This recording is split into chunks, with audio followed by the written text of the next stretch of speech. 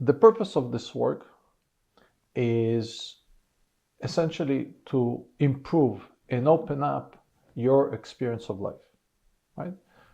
The essence of your interest in this work is to have a bigger, better, more flowing, more expansive, more self-realized life experience, right?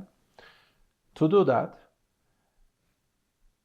the way I work is go to the very, very, very basics of what we call the experience of life, right? So we'll start with me explaining how the process works and how we go to the basic and reassemble the experience of life. That process will change your perspective of your own experience and therefore will enable you to restructure it in the way you want. So the essence of this process is give you a bigger level of freedom in constructing your own life experience. All right. So to start, let's understand what are we dealing with. The basics starts with our senses. Our experience of life goes through our senses. Now, we have 5 senses. If you believe in the 6th sense, we have 6 senses, right? If you lay down our senses in terms of what they actually detect, because what is a sense? Is a sensor. So what do we detect? What we detect is a very narrow sliver in the waveband scale. You know, our hearing is 20 hertz to 20 kilohertz. Our sight is 400 to 700 nanometers. If we normalize it in meters or whatever measurement you want, you will find that in the waveband, there's 5 narrow cracks through which signal comes into our system, yet we have a very rich life experience. Now, how does that happen? Our senses bring in the data, the signal. But then there is an interpretation of the signal and a meaning assignment process. So I'm saying words now, which really are packets of sound that I exert through my mouth. They reach your eardrum. You get them into your system. You interpret what is this sound, and then you assign meaning. Right? Now, that happens billions of times a second across all our senses, and there is a system inside that pieces it together and creates our life experience. Right? Now, let's break it down for a second. The process of detection of the signal is our senses. But everything past that is a system, think of it as a central operating system. Right? That central operating system has been programmed in some way. That central operating system was programmed through 2 main methods. One is explicit learning. So when we are babies, you know, our caretakers, usually our parents, tell us, this is green, this is a dog, this is a tree, this is mommy, this is daddy, etc., etc. So there is a very direct and explicit learning process. But a lot of the stuff, and actually the stuff that really defines how we show up and how we experience our life as adults, is learned in an implicit process. For example, what is success? Who am I? What is intimacy? What is love? What is friendship? Those are the terms that really define kind of the main colors of our life experience as adults. Those terms are learned through experience. Nobody actually tells you this is it and this is that. It's kind of out there.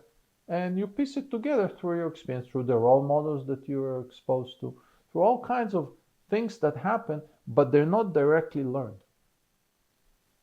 Some of us get lucky, and our parents sit us down and tell us friendship is A, B, C, D, E, F, G.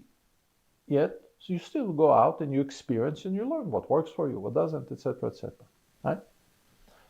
Unfortunately, nobody gets the perfect role model across all facets.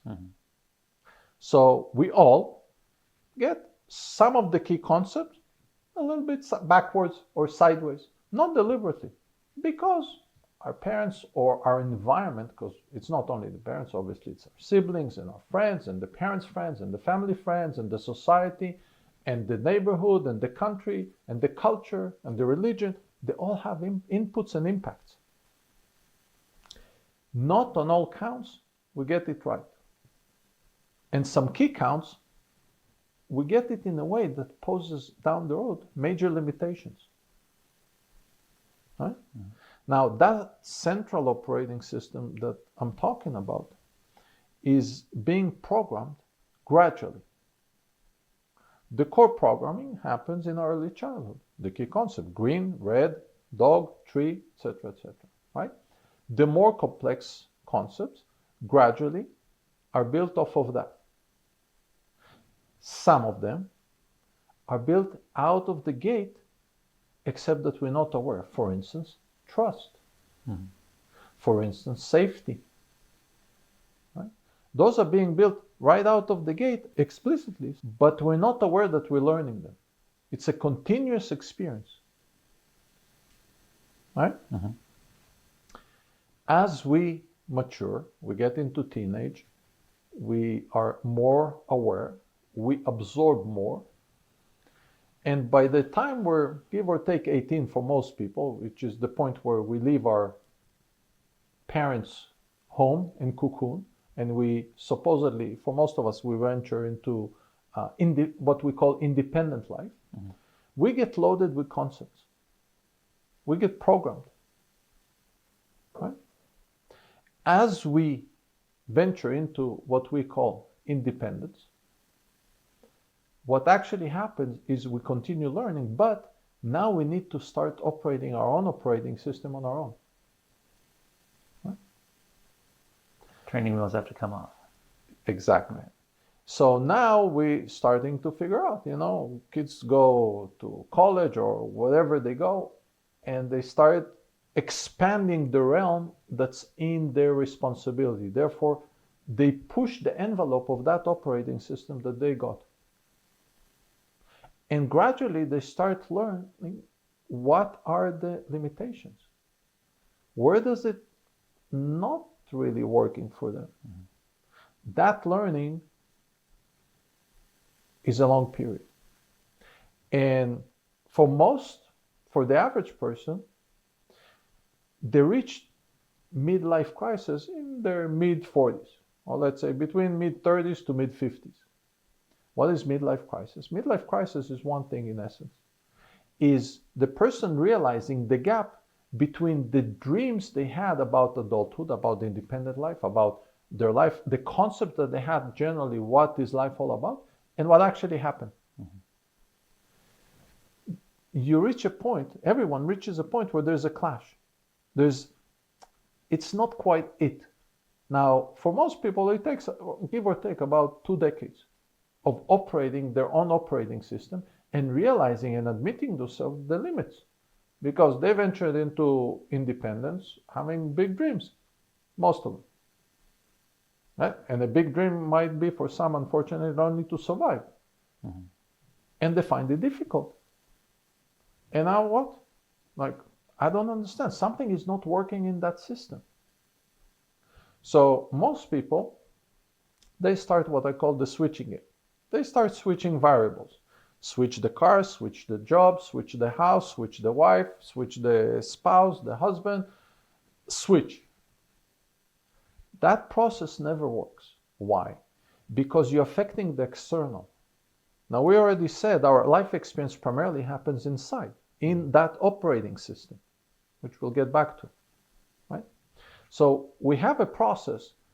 The human life experience is really a process of self-discovery, but it really starts when you hit that point that you admit to yourself that the concepts that you thought, that you believed, that you were told, that you were programmed with, they're not working for you. They're not generating the happiness you were expected.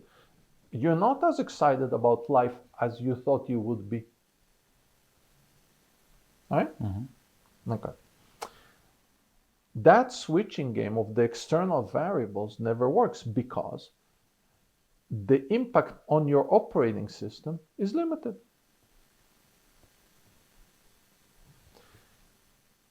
Going back to where we started, let's talk about the operating system. That operating system is the system that brings the whole experience together. Right? We get signals, we process them, we assign meaning. That meaning defines really our experience. Do we enjoy it? Do we hate it? Is it good for us? Is it bad for us? Am I in pain or am I feeling great? That operating system is called human consciousness. Right? Our consciousness is where our life experience really happens. So if we wish to affect change, and relatively quickly, we need to tweak that system. Now, that system is built out of those structures and belief system and mental structures that we accumulated through our experience. That's the programming, because what is programming? A simple example for programming: as a child, I stuck my hand into the electric socket, got zapped, went flying to the other side of the kitchen, said to myself, yeah, not gonna do that again. That's learning, right? Sometimes it's explicit, this is green, this is red, and sometimes it's through those experiences. That belief system that generated from sticking my finger into the socket kept me safe the rest of my life, right? But some belief systems, they're not actually keeping you safe. They're actually creating limits. For example, when we had your initial interview and you spoke about your past, right? And you mentioned you showed your life progress, especially childhood, and we'll get back to it in a minute. And later on, I asked you, what are the give me an overview of your life path. You mentioned two things that a red flag, that something is going on. What does it mean, a red flag? That there is a nugget there that is a piece of the software that's causing you limitation today, right? You mentioned that up to the age of 6, your stepsister was living with you, and then she moved out, right? On the other hand, when I asked you about the major events in your life, you didn't mention that. Now, the first 6 years of your life, you had a sibling that was in your life, dominant. Even 10 years old, 10 years of gap, it's a dominant child. It's a big variable in your experience. And all of a sudden, it disappeared. It's out of the picture. Right? You not mentioning it is how come? So this tells me there is something related to that is today a belief system that you're not aware of, that is creating limitations. Right? You mentioned later that your fiancé pushes you sometimes to look inside, to look where things coming from, right? My guess, it has to do with your relationship, a lot of it. Your relationship, she's your fiancé, has to have a component of intimacy. Intimacy requires trust, right? Now, your experience with women is, whether you're aware of it or not, that they can disappear. Sudden disappearance creates fear, hold on a second. So many of us, what we do in that kind of situation, we assign fear of disappearance, and therefore we keep ourselves guarded. We don't allow too much exposure inside to that person, because they can disappear and that can be painful. See? Absolutely. All right. So that's an example how this process how this works. Mm-hmm. So for us, the first stage is understand how your system is wired. Now, to understand how it is wired, we need to understand the key events that shaped it and what were the implications, because each one of us, we can experience the same event, but the implication will be very different. We'll take it in very differently, and the impact on our consciousness will be different. So we need to understand the event, we need to understand the impact and how widespread, because this may be fear of connecting with a female person, with somebody that's close, because of fear of the looming potential disconnect, sudden disconnect, right? The suddenty of it creates a bigger fear. It's like you have no control. You're 6 years old, your sister disappeared all of a sudden. And we'll talk about it in a minute. What was the relationship between the two of you before that, if you recall?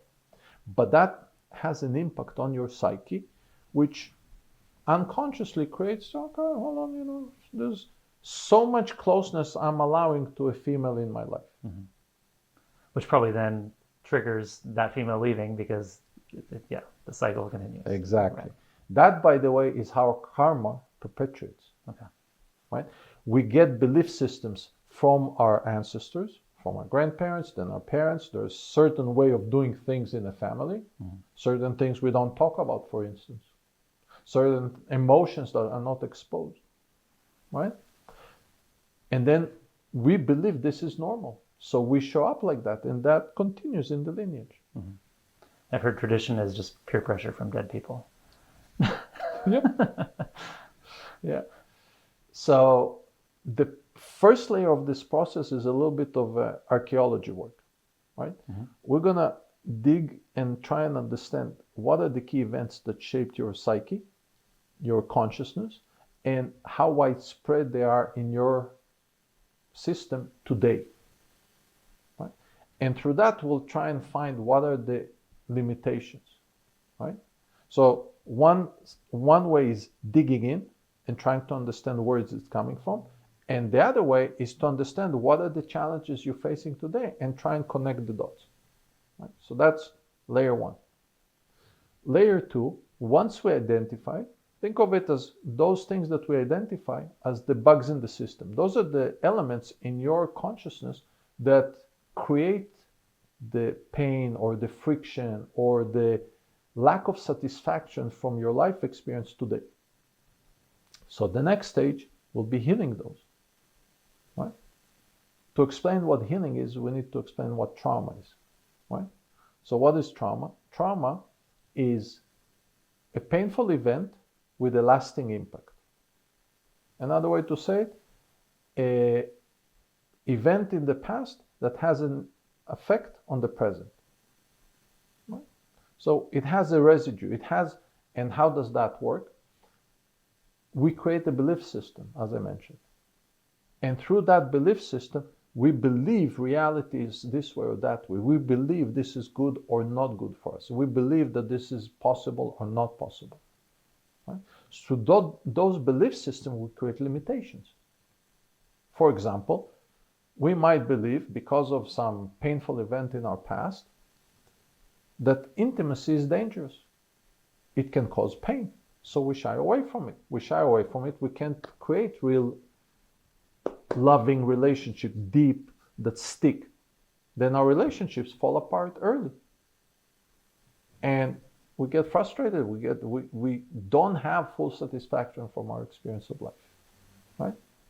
So understanding the trauma, that's the first stage. Then healing it. Healing it is eliminating the effect. Mm-hmm. The memory will stay. It's not about forgetting. People that saying, one of the big falsehoods that's going around is time heals. Mm. Time doesn't heal. It just deepens the suppression and the limit that it imposes. Mm. So it's not about forgetting the trauma. It's about eliminating the impact on the present moment. You want a painful memory just to become a memory. So that's the healing part. And we'll go through that. And then there's the last part, which is you have certain belief system. For example, intimacy is dangerous. Eliminating the impact of the past is not only healing, it's also creating a new belief system. Because once we eliminate the impact, you need a new piece of software to replace it. You can't operate in the void. So what is it? Good, bad, not true. So you want to create a belief system that is conducive, that supports the life experience that you want. That's where free choice comes in. Right? I'm not going to tell you intimacy is good. You need to decide if, and you need to decide, and you have, that's where real free choice kicks in, because you get to design your adult consciousness.